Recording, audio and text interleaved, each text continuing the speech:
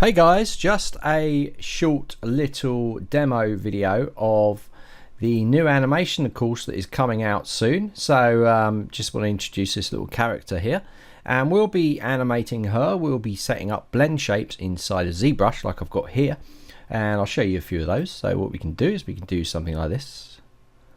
Oh yeah, oh yeah. And look, if we go the other way, we can go whoa, oh, okay.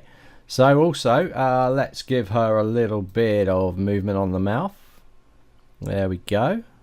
So all these can be animated inside of Maya once we get it into Maya. So give a little ear wobble. There's a little ear wobble for you. There you go, a little ear. We got a little bit of cheek movement going on. Whoa.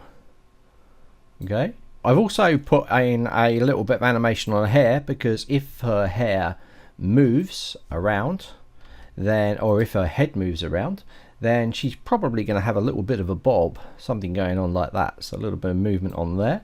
Got a little bit, if her head turns left, her hair's going to kind of go that way. Whoa. And we got a little bit of right turning on the hair as well. So a little bit of animation there inside of ZBrush that we can export straight across to Maya and use that in the blend shapes within Maya or driven keys.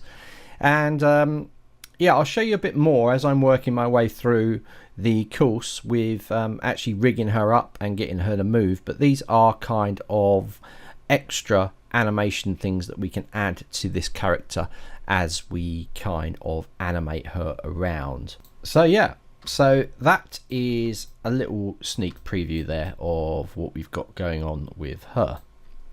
Okay, so I hope you like it, and yeah, get prepared, because this course is coming up imminently. I am whacking my way through it. So yeah, I'll see you soon.